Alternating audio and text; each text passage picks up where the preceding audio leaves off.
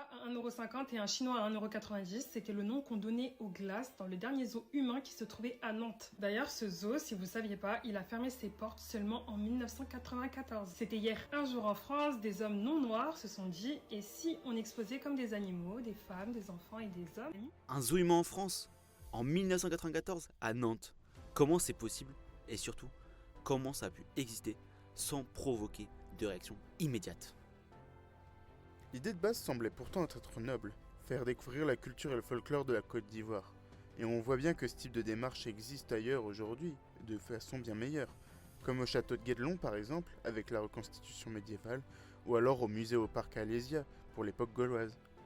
Sauf qu'ici, il y a un basculement majeur.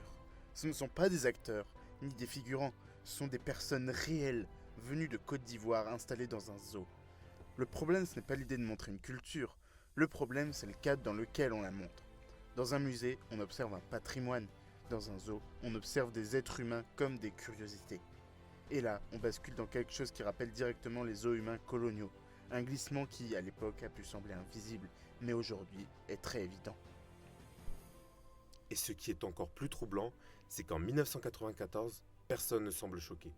Ni les organisateurs, ni le parc, ni les visiteurs, personne. Parce qu'il existe encore un regard colonial très ancré à cette époque-là. Voir l'Afrique comme exotique, folklorique, différente. Ils ne se disent pas « on expose des humains ». Ils se disent « on montre une culture africaine authentique ». Et c'est là que le problème devient invisible.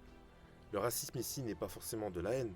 C'est un regard irrité, une façon de voir le monde qui paraît normale à l'époque. Alors posez-vous les vraies questions. Est-ce que l'intention de départ efface la réalité finale?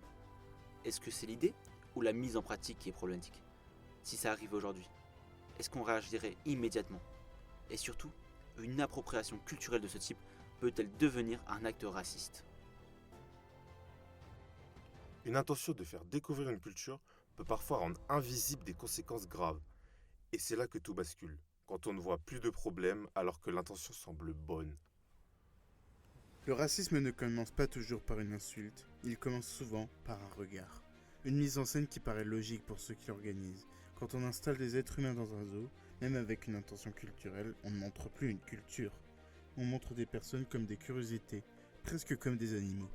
Et le plus inquiétant, c'est que sur le moment, presque personne ne s'est dit que c'était choquant.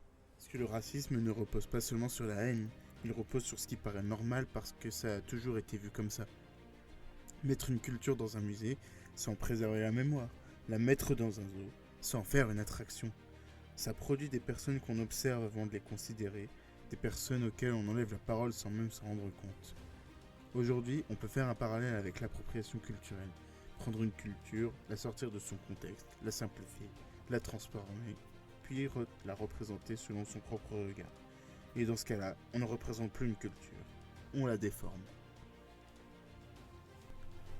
Le racisme ne prend pas toujours la forme d'insultes ou de violences.